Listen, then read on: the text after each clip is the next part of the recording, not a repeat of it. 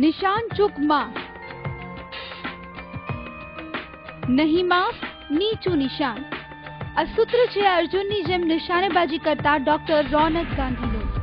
તેમના માટે Zen આર્ચરીની technique જીવનનું ધ્યેય બની છે.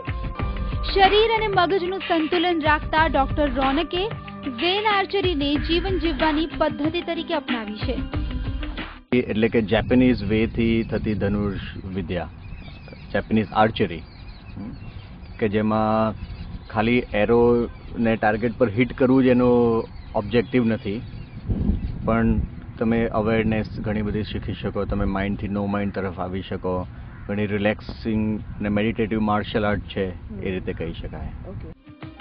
ડોક્ટર રોનક આશરે 12 વર્ષ જાપાનમાં રહીને ઝેન આર્ચરી માર્શલ આર્ટ શીખ્યા છે, જેમાં 7.5 ફૂટ લાંબી વાંસની કમાનનો ઉપયોગ કરવામાં આવે છે. નિશાનને ધ્યાનમાં રાખીને તીર ચલાવવામાં આવે છે. એકાગ્રતાથી કમાન વડે તીર તાકતી વખતે ટાર્ગેટ પોઈન્ટની લંબાઈ માપવામાં આવે છે.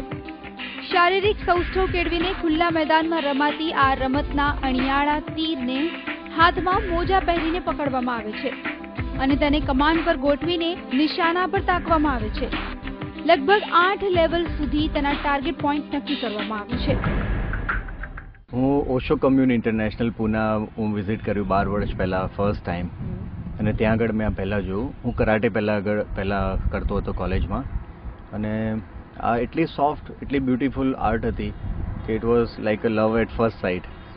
અને બસ મેં એમને કીધું, એક જેપનીઝ ટીચર હતા, એમને મેં વાત કરી અને એમણે કીધું કે લગભગ કોઈ ઇન્ડિયન્સ બધા કોઈ શીખતા નથી, પણ તમે શીખી શકો છો.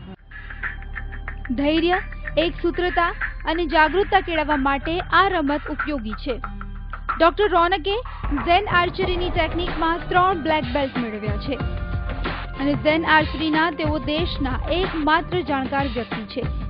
ઝીણામાં ઝીણી ટેકનિક પર ધ્યાન આપીને તેનો પ્રચાર કરતા ડોક્ટર રોનકને આશા છે કે ભારતમાં પણ જાપાનની અતિ મોંઘા શસ્ત્રોની ટેકનિકવાળી રમતનો પ્રચાર કરવામાં આવે તો લોકો તેનો ફાયદો જરૂર ઉઠાવી શકશે. મીનુ પંચાલ, TV9, અમદાવાદ.